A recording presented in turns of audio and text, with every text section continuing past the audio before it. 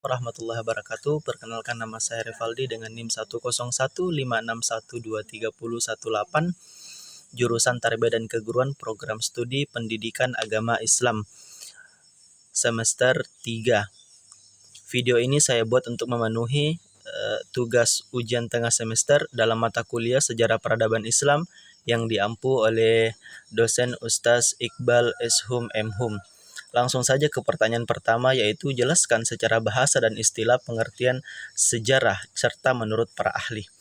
Nah, secara bahasa, istilah sejarah berasal dari bahasa Arab, yaitu sajaratun, pohon, di mana kita manis pohon ini menjadi makna yang luas, dari akar kemudian tumbuhlah menjadi sebuah pohon, kemudian dari pohon itu ada ranting-ranting, kemudian ada daun, ada buah, dan sebagainya. Nah, makna ini berkembang menjadi gambaran cabang-cabang kehidupan yang memiliki hubungan dengan masa lalu manusia. Sedangkan dalam bahasa Inggris, istilah sejarah berasal atau dikenal dengan history, yang berasal dari bahasa Yunani atau historia, yang berarti menyelidiki atau ilmu tentang masa lalu. Jadi singkatnya, kesimpulan yang dapat kita ambil tentang sejarah itu adalah ilmu tentang masa lalu atau ilmu mempelajari tentang masa lalu yang bisa jadi juga terjadi pada manusia zaman sekarang. Adapun menurut para ahli mengenai tentang sejarah, yang pertama adalah Ibnu Khaldun. Ia berpendapat bahwa sejarah adalah catatan tentang peradaban manusia, perubahan yang terjadi di dalamnya, serta masyarakat secara menyeluruh, termasuk dalam bidang politik, ekonomi, dan juga budaya.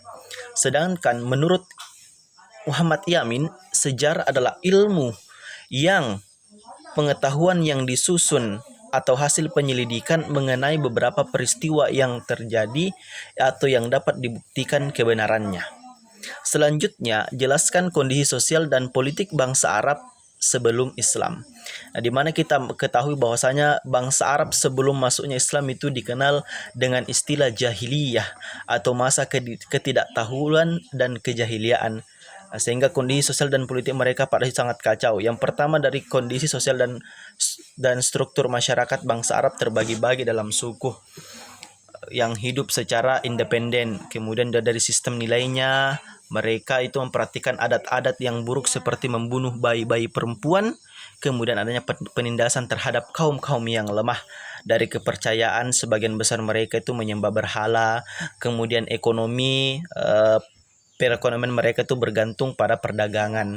Selanjutnya, dalam kondisi politik itu tidak ada pemerintahan yang terpusat, sehingga bangsa Arab hidup dalam sistem tribal atau kesukuan, di mana setiap suku memiliki pemimpin masing-masing. Kemudian ada konflik antar suku sering terjadi, dan hukum yang berlaku adalah hukum rimbah, yaitu siapa yang kuat, siapa yang menang. Yang ketiga, jelaskan kemajuan yang dicapai umat Islam pada masa Khalifah Umar bin Khattab. Nah, pada masa Khalifah Umar bin Khattab, yaitu 634 sampai 644 Masehi, umat Islam itu sangat mencapai banyak kemajuan dalam berbagai bidang. Yang pertama, dalam bidang administrasi dan pemerintahan. Di antaranya itu pembentukan sistem administrasi negara seperti pembagian wilayah dan provinsi, kemudian penetapan kalender Hijriyah. Kemudian ada di bidang militer itu ekspansi wilayah Islam itu keluar Jazirah Arab, termasuk dari Mesir ke Suriah, Irak, dan Persia. Di sini dikatakan sehingga hobi daripada pada masa kemajuan dicapai pada Umar bin Khattab itu adalah inflasi atau invasi ke negara-negara besar atau negara-negara luar, sehingga dia dapat menguasai berbagai negara yang ada di belahan dunia ini. Kemudian itu penetapan sistem gaji bagi tentara melalui pembentukan diwan. Yang ketiga itu dalam bidang sosial, pembangunan infrastruktur seperti jalan, kemudian jembatan dan kesehatan masyarakat, pembebasan pajak bagi kaum-kaum fakir miskin dan non-muslim yang tidak mampu membayar jizyah. Kemudian dalam bidang hukum, ada penerapan hukum secara tegas dan adil, kemudian penunjukan hakim di setiap wilayah untuk menyelesaikan sengketa. Soal yang keempat yaitu jelaskan latar belakang terjadinya Perang Siffin. Nah, Perang Siffin ini terjadi pada tahun 657 Masehi antara Khalifah Ali bin Abi Thalib dengan Muawiyah bin Abu Sufyan. Perang ini memiliki latar belakang sebagai berikut, yaitu perselisihan politik.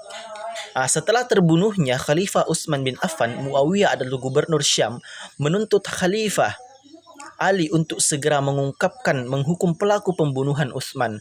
Namun Ali berpendapat bahwa stabilitas pemerintahan lebih penting untuk diutamakan. Selanjutnya adalah perbedaan kepemimpinan. Muawiyah enggan mengakui Ali sebagai khalifah yang sah. Ia menuduh Ali tidak serius dalam menegakkan keadilan atas kematian Utsman. Kemudian memanipulasi kelompok-kelompok munafik. Kelompok tertentu memanfaatkan situasi ini untuk memperkeruh keadaan sehingga ketegangan antara dua belah pihak ini menjadi pemicu sehingga terjadinya perang ini.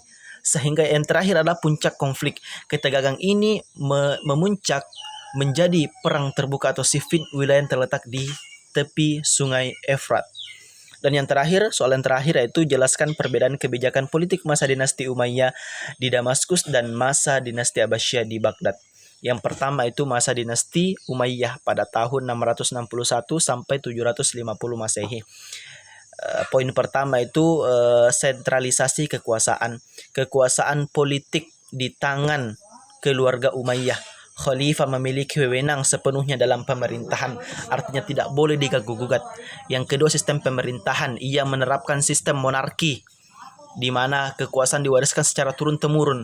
Artinya tidak boleh ada yang berkuasa selain daripada keturunan dinasti Umayyah. Yang selanjutnya, wilayah kekuasaan. Dinasti Umayyah ini memperluas wilayah kekuasaan Islam hingga ke Spanyol yang terletak di barat dan India di timur.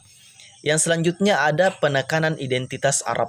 Dinasti ini mengutamakan bangsa Arab seperti non-Arab, seperti orang Persia dan Mawali merasa terpinggirkan. Yang selanjutnya dinasti Abbasiyah tahun 750 sampai dengan 1258 Masehi.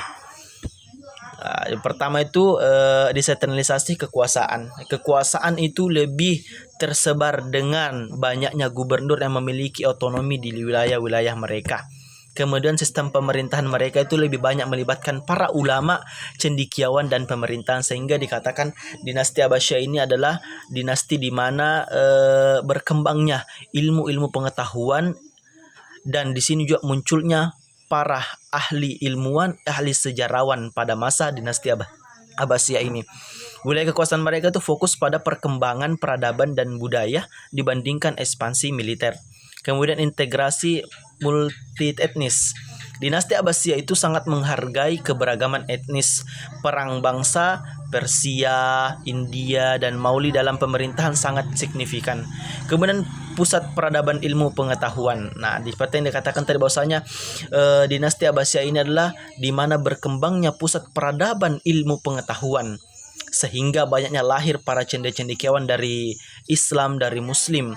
Sehingga pada masa ini difokuskan pada pengembangan ilmu pengetahuan lebih pesat, dan Baghdad menjadi pusat ilmu pengetahuan, seni dan sastra melalui Baitul Hikmah.